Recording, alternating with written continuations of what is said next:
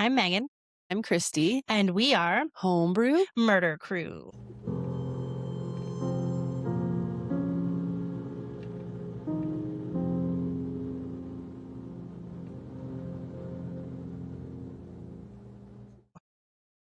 We How- are. That's us. That's us. We are. Yeah. Sorry about last week, guys. Yeah. No, I was sick. Illnesses, and we've been having some weather, and yeah. Blizzard. That was wild. Yeah. We had like 30 degrees and then a blizzard. Well, not quite 30, but like it was like 15. Okay. Yeah. Half of that. Celsius for Yeah. those of you who are Non-Canadian. non-Canadians. Yeah. So this is a microbrew. it sure is. Megan. And this one is similar to one I've done in the past, actually. This one I heard recently on a podcast. Oh shit.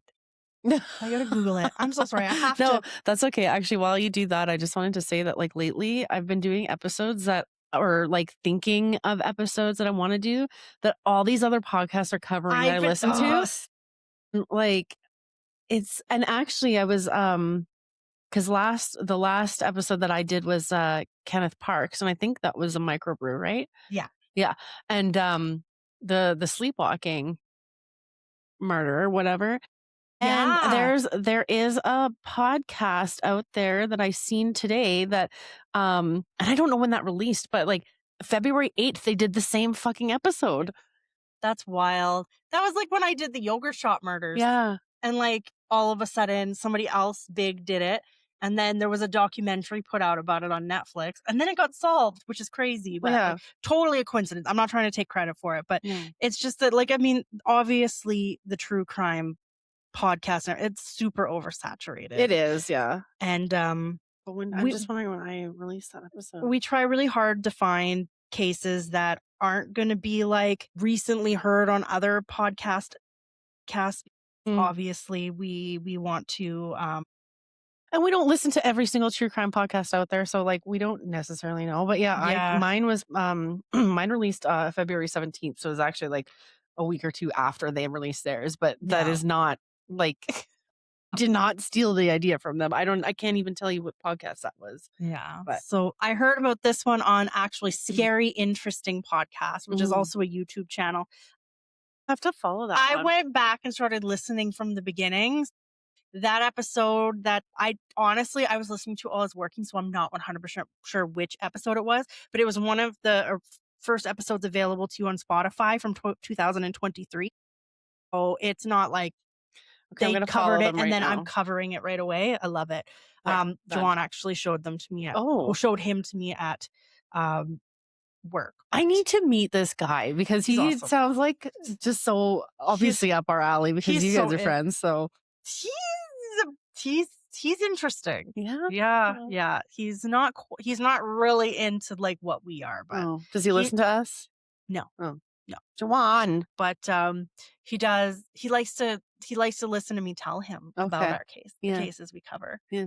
But he's not like, he doesn't go out and actively seek true crime. Okay. He does like Scary Interesting though, because a lot of it is just like scary places and scary events and things that happened in the past. Like it's not true crime explicitly. But this one really interested me because it had me thinking a lot about, just because of the location, it just kind of reminded me so much of Kenneth Veach and the M Cave.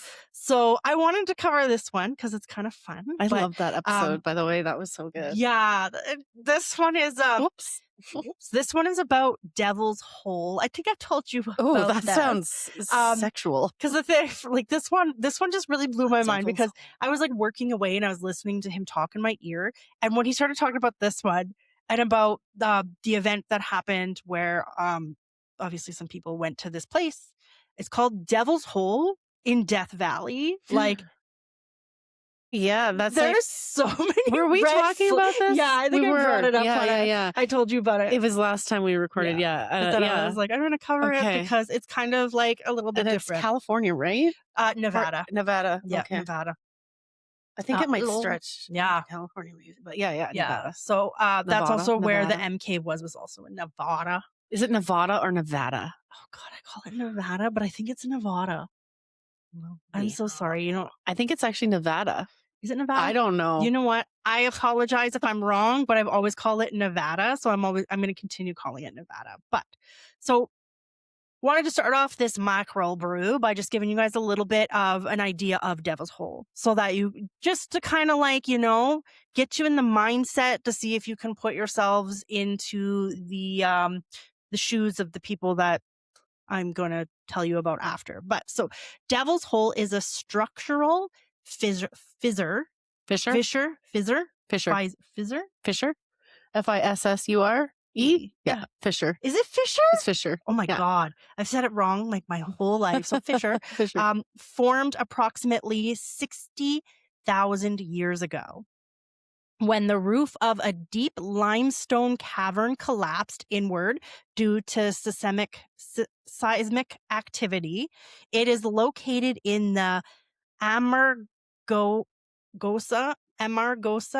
Valley of Nevada. Can I look? Yeah. Amargosa Valley of Nevada, approximately 90 miles northwest of Las Vegas. Ooh. And part of the 40-acre Devil's Hole unit within a larger Ash Meadows National Wildlife Refuge. The site is characterized by its fossil water. So it's groundwater that entered the system thousands of years ago during cooler, more pluvial periods and has been stored within the carbonate aquifer ever since. Super neat. See, I like to cover these types of episodes because I learn a lot about nature. Yeah. And I like that. I like to there's a lot of shit that I don't understand. Your Black Forest episode with the caves and the dripstone, whatever that's called. The world, Earth, is such a beautiful place. It is, and it is contaminated with human filth. Human filth, yeah. So the cavern is cut into the side of a limestone hill and descends into a series of increasingly large and complex chambers. The structure of the cave is often described as an inverted funnel. Big and then but no, sorry, narrow and then yeah. Sorry. If you guys are listening to us on Patreon, or watching us on YouTube, so watching us on Patreon or YouTube, you can see my dialogue. So just as an upside down funnel. Since you mentioned it, just a quick little sidebar. Yeah, on YouTube, I sometimes forget to make the episode visible, so I apologize. But eventually, you'll be able to find us on YouTube. The episode on YouTube. YouTube's new. We're new on. We're new. We're new tubes. We're new. We're noob tubes. So inverted funnel. So small at the top, and then it widens out like a vagina. Yeah. So narrowing at the surface and broadening significantly as it descends. Significantly for sure. So the geological, I feel smart when I say words like that. Smart. I know, but that's what I love. I love all this. Mm-hmm. This fascinates me, but the geological composition of the walls consists primarily of limestone, which is etched and shaped by endolithic borers and geothermal heat. Rescuers and explorers have noted that the limestone walls, though appearing smooth like clouds in the gloom, are remarkably abrasive, capable of stripping skin upon contact. It's like sandpaper. Yeah. Historical records indicate that before its formal protection, the site was colloquially. Thank you. I know the word, and that's a hard one. I could think it in my head, but I knew that if I tried to say it out loud, I wasn't going to be able to pronounce it. Colloquially known to local miners as the, quote, miner's bathtub, unquote. The cavern has been visited by researchers since at least 1930, when Joseph H. Wales first described the site and recorded a water temperature of about 34 degrees Celsius, which is 93 degrees Fahrenheit. That's fucking hot. That's pretty warm, yeah. Yeah. So a value that is remained remarkably stable over nearly a century of monitoring. That is so sorry, 34 degrees Celsius or 93 degrees Fahrenheit. That's like a Like a little cooler than a hot tub. Yeah.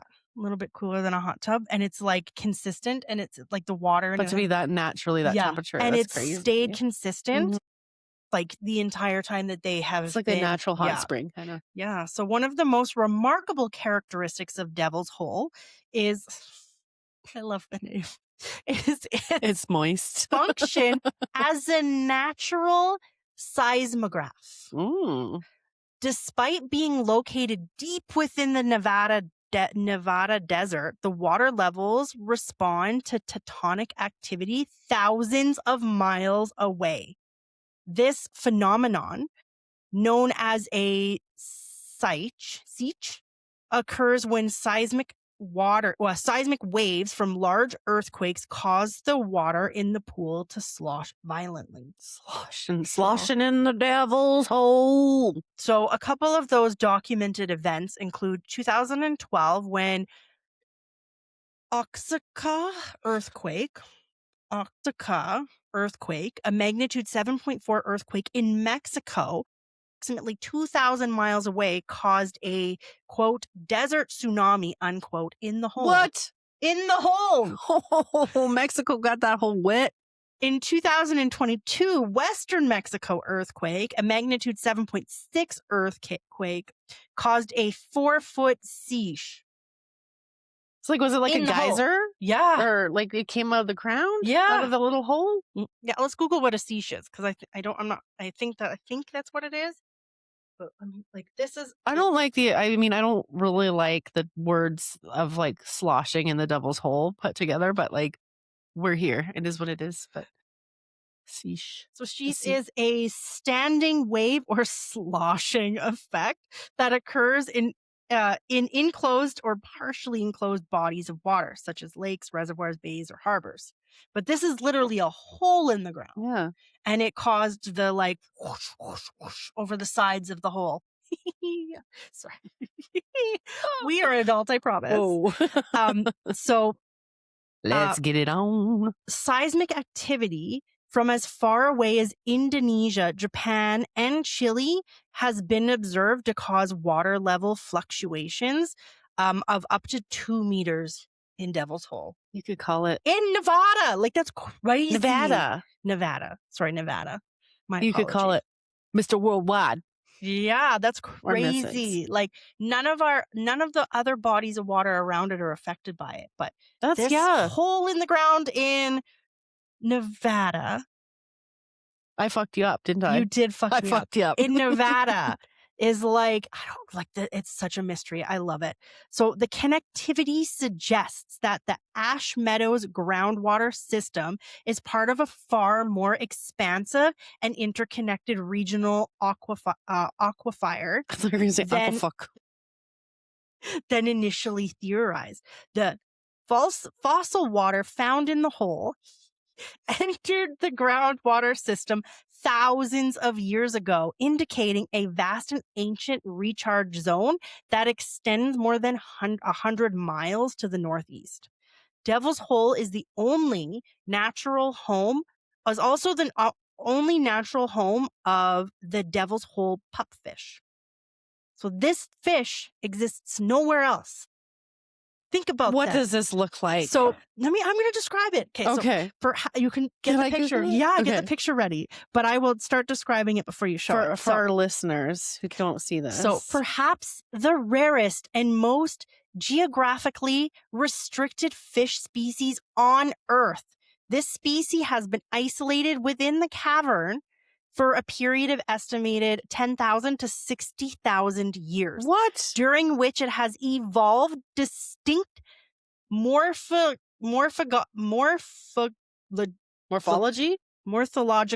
and behavioral traits to survive in extreme environment. The Devil's Hole pupfish is the smallest of pupfish species. It averages only 20 to 30 millimeters in length. Their environment is characterized by the constant temperature of between 33 degrees to 34 degrees Celsius. So that's 92 to 93 Fahrenheit. Yeah, it's like a tropical fish. Significantly low levels of dissolved oxygen, conditions that would be lethal to most other fish species. So the distinct features of the Devil's Hole pupfish, the lack of pelvic fins, a fining trait of the species, though research has shown that when raised in cooler water in captivity, they may develop these fins, indicating significant phenotypic plasticity. Coloration. Adult males exhibit a metallic bright blue sheen with black margins on their fins, while females and juveniles are more muted, typically yellow or olive brown, typical. Energy consumption. They consume beetle, snails, algae, and freshwater crustaceans found in the shallow rocks themselves. So Christy found some pictures. I really thought that it was going to be a lot more nefarious than it is. It's actually really cute. I know it's hard to see so on cute. It looks this, like something that you would buy but at a we'll pet post store. pictures. I know we've been terrible on our social medias lately, but we'll try and post some fishers. But yeah, fishers. Well, a picture of the fisher and the fish. Fishers, yeah. So, it's kind of cute, and it's like a iridescent kind of bluish, dark blue, black. Nowhere else, and that's what. Then that's crazy. Like, it looks so innocuous. It looks like something you would see at a pet store for sure. Exactly. Like you said. Looks like a beta, a female, like less of a, more like a female beta. Like if it's there's pupfish. Obviously, there's. This is just specific. How did it get there? Who put it there? I don't know. But it says the survival of the entire species depends on a single limestone rock shelf measuring roughly 3.5 to 5 meters. But I guess you said it's been there for like 600 billion years or something. 60,000 years, whatever. So obviously I don't know, but it's evolution, obviously. Yeah. But this is crazy. So it's submerged just 0.3 meters below the surface. This shelf in the Devil's Hole is where the majority of the population spawns and forges. Really? Relying on the algae that grows there under the influence of the limited sunlight that reaches the bottom of the chasm. Chasm. But isn't that fucking crazy? That's wild. What? This thing is like this. Can you go fishing in the hole? No. Oh. You wouldn't. These are an endangered species. Are they? Oh. Yes, they are. They don't exist anywhere else. Yeah. Well, whose fault is that? Well, just kidding. I'll tell you in a minute, kind of, sort of, but not really anybody's fault. But, no. It's just before the incident I'm going to go into in a minute here. It was not like a protected area before, but nobody went there because it's not like a place that you would do you won't just have stumble any upon it. desire to go swimming in this hole after everything I just told you? No. It's a fissure. It's a chasm. It's a devil's hole, and it's they're sloshing. Yep. I don't want nothing to do with that. A critical component of the ecosystem is the role of the barn owl, the Tyto alba. These birds roost and nest within the cave chasm, casting nutrient-rich pellets into the water. These pellets significantly increase the nitrogen and phosphorus levels in the pool, which is in turn stimulates the growth of the algae required by the pupfish. This is a circle of life. This highlights a fragile biological interaction where a terrestrial predator provides the foundational nutrients for an aquatic prey species ecosystem. So there you have it. That is Devil's Hole. Wow. And it's terrifying. It's beautiful and it's amazing. This is such a paradox, but doesn't make me want to go swimming there. No. So the next part of my episode here, where I'm going to tell you about a couple people who thought it would be a good idea to go swimming there. No. People do go there. Don't get me wrong. People go diving there. But I can't imagine it being a good idea. So on the night of June 20th, 1965, 4 young men from Las Vegas from the Las Vegas area set out to explore the geothermal abyss of the Devil's Hole. Oh, God. The group consisted of a Paul Gian Contrary. So he was 19. So he's a cafeteria worker at the Nevada test site. David Rose, who was 20, a casino parking attendant. Bill Alter, who was also 19, and his younger brother, Jack Alter. Their unauthorized entry into the site would culminate in a disaster that remains a somber chapter in the history of Death Valley National Park. The group was reportedly inspired by a 1964 newspaper article detailing a speleological research expedition led by a California-based professional diver named Jim Houtz. Sorry, did these guys just did they go diving or swimming? They went diving. With gear? They had some gear, yes. Okay, but not professionals. They were not professionals. So Jim Houtz dispatches has described the strangeness below, which likely sparked the curiosity of the 4 teenagers. Arriving at the site after dark, that's the other thing too, is they went at night. Arriving at the site after dark, the foursome hiked up the hot barren hillside overlooking Ash Meadows.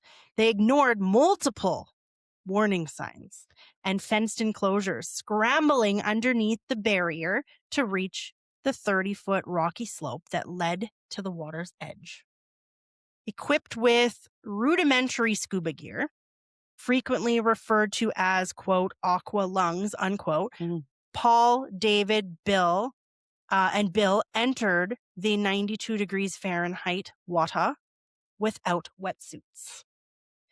Jack Alter remained stationed on the rock shelf as a lookout. He didn't want to go in. He was like, nah, not for me. So he stayed and looked out. Smart. The dive was conducted, like I said, at night. And as the divers descended past the initial 90-foot bend, they entered a region of absolute darkness. Oh my God. My heart skipped a beat. I got so anxious there. I know. Jim Houtz later noted that, quote, you don't know what dark is until you go around that bend. Is this unquote. it? By the way? This says it's the Mojave Desert. But I don't know if that's the same thing. And then it says desert floor and then extinct volcano. Oh, I don't know. But I don't know if that's... I visited. I don't know. Okay, I haven't seen that. But it's they don't know how vast this cave really is. They don't know the full depth of it. Oh my God. Bill provided the primary eyewitness accounts of the moments following the initial descent. According to him, the 3 divers were exploring the vertical shaft when Bill noticed his oxygen supply was running low. He signaled for a return to the surface, and all 3 divers appeared to begin their ascent. However, upon reaching the surface, Bill and Jack realized that Paul had not emerged. In a frantic attempt to find their friend, Bill and David immediately dove back down into the water. Bill reported that during this second dive, David was leading the search and was swimming with extreme urgency, so fast that Bill was unable to keep up in the dark. Oh my God. Silty condition, the dark silty conditions. Bill reached a depth of approximately 175 feet, but he eventually lost sight of David's flashlight beam. He got ahead of me, he got ahead of me and I lost him, unquote, Bill told reporters. And the following day, facing his own air exhaustion, Bill was forced to return to the surface for a second time. Neither Paul or David would ever resurface. Oh my God. Their surviving brothers, so the 2 that survived was Bill and his younger brother. The surviving brothers drove through the night back to Las Vegas to seek assistance. National Park Service rangers and a sheriff's search and rescue posse arrived at the hole in the early hours of the morning, initially entertaining the slim hope that the missing boys might have found an air pocket within the cave system. The search for Paul and David, for Paul Giancontrari and David Rose triggered a massive multi-agency response involving the National Park Service, the state police, and a specialized dive team. And sorry, what year was this? 1962. Okay, holy shit. Yeah.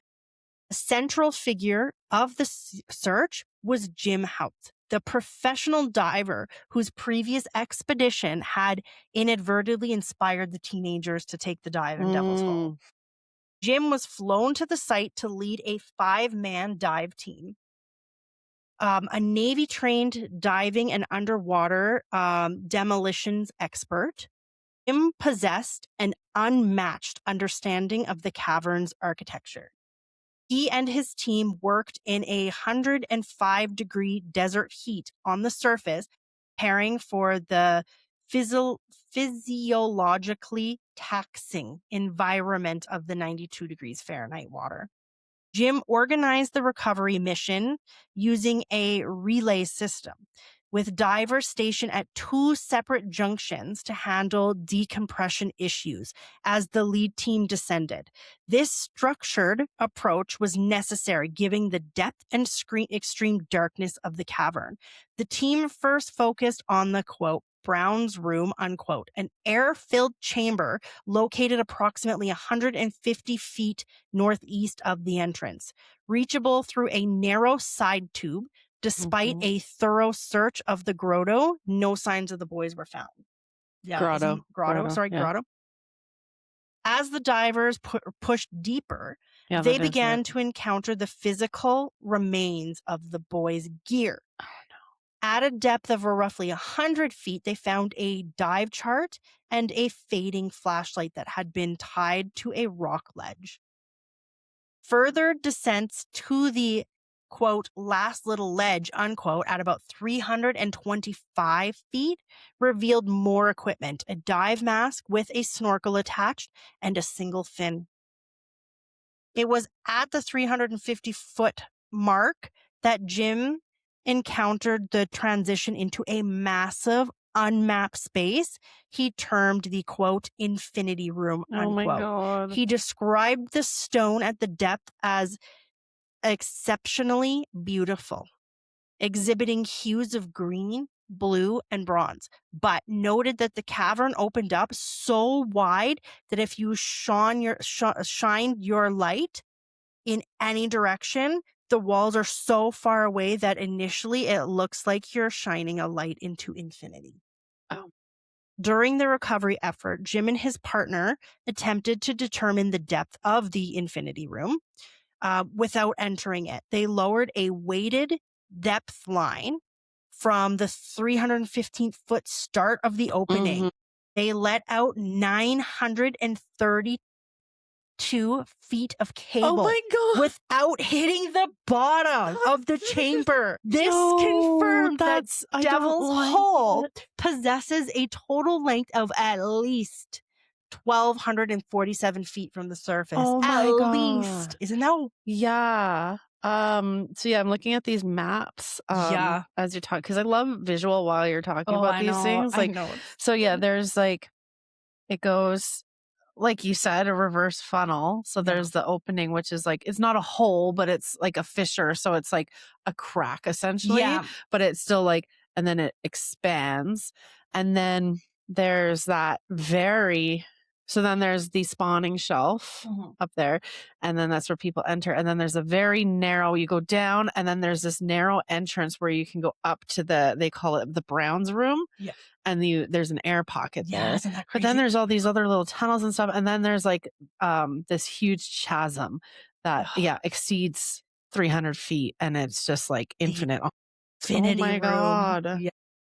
That is terrifying. Isn't it crazy? People do this willingly. I mean, yeah, it looks beautiful. No, you need to be a very experienced diver to go in there. Yeah, no, I wouldn't even. No, not a chance. Don't do it at night. No, don't do it in the dark. Don't do it, and not do it. Leave when it you're to 15. the experts, please. A puzzling discovery during the test was the presence of a strong current at depth, which caused the cable to bow. This revelation was particularly unsettling to the divers, as the surface pool appeared perfectly static. Jim speculated that the boys had likely been sucked into the far depths Oh my God, by like this current after succumbing to panic and nitrogen neurosis. Due to the narrowness of the funnel entrance at 315 feet and the unknown risk of the infinity room to recover, the recovery mission was eventually halted and the bodies were never retrieved. Oh my God. So this 1965 tragedy served as a catalyst for a drastic increase in the protection and regulation of Devil's Hole. The incident occurred during a pivotal era of environmental law and conservation in the United States, and the loss of human life accelerated the shift from an open natural curiosity to a highly restricted federal unit. Yeah. The security and conservation integration immediately following the failed recovery efforts, the National Park Services replaced the original fence with a more robust security measures. Today, the site is surrounded by a 10-foot tall steel enclosure topped with barbed wire, 10 feet tall, prison. topped with barbed wire, and equipped with sophisticated surveillance cameras and motion sensor. These measures are intended not only to prevent further drowning accidents, but to protect the extremely rare pupfish habitat from human disturbance. The incident also heightened awareness of the pupfish's existence. Existence. In 1967, the Devil's Hole pupfish was officially listed as an endangered species. Okay. One of the first to receive such a designation under the newly established federal framework. So now nobody can go diving there. Nobody can go diving there. Oh, okay. 10-foot fence? It's steel fence. Like it's solid. Yeah. It's like a wall, not a fence. So you can't even look at it? You surely can look at it somewhere. Let me just open it. I said it was a wall, right? Fence. What did I say? Was it a fence? I'd assume that it's kind of like chain link, but like you can't. It's tall steel enclosure. I assumed it was closed, but so it might be just like a steel chain link fence. Yeah, like steel, so that you can't cut through it easily. But imagine, oh my God, so like at least 1,200 feet deep. At least. What lives down there? And aliens. Where does it go? It obviously goes somewhere where it's experienced all of these seismic events where it's caused to slosh. The sloshing. It's wild. So while the 1986 tragedy established the physical dangers of the hole. 1986? 1965. You said tragedy established the physical dangers of the hole as a subsequent ecological threat established its legal significance. In the late 1960s, a farming corporation began pumping groundwater from Ash Meadows area, causing the water level in Devil's Hole to drop and threatening to expose the critical spawning shelf. This led to the landmark Supreme Court decision in 1976. Caparet versus United States, the court ruled that when the federal government reserves water for natural monument, as it did for the Devil's Hole in 1952, it also reserves a sufficient quantity of water to maintain the purpose of which the monument was created. This decision was fundamental in securing the water rights of the pupfish and ensuring the long-term stability of the habitat. The study of Devil's Hole reveals a profound paradox. It is one of the most isolated biological environments on Earth. It is geographically connected to the entire planet. Yeah. The second order insight regarding this connectivity relates to the infinity room. The presence of a strong current at depth exceeding 1,000 feet suggests that Devil's Hole is not a stagnant pool, but a dynamic conduit within the carbonate aquifer. This current likely facilitates the exchange of nutrients and temperature stabilization that allows the water to maintain its constant 33 to 34 degrees Celsius. So again, that's 91 to 93 Fahrenheit, despite the surrounding desert extremes.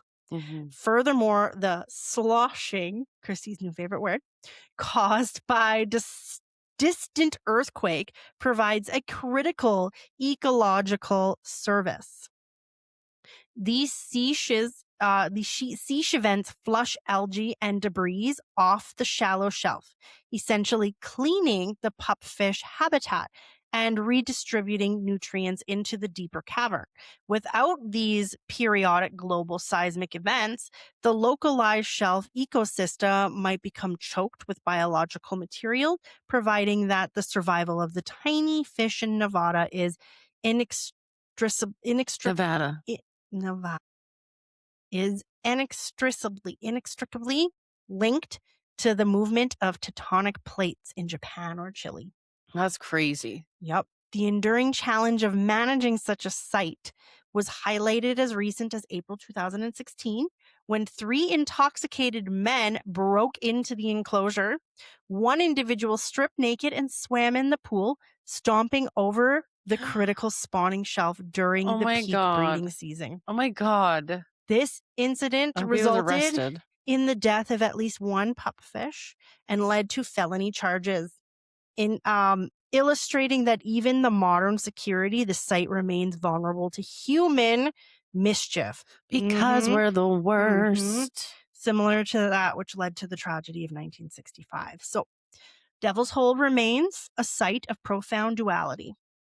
It is a place of remarkable biological resilience, where a species of fish has survived against all odds since the last ice age.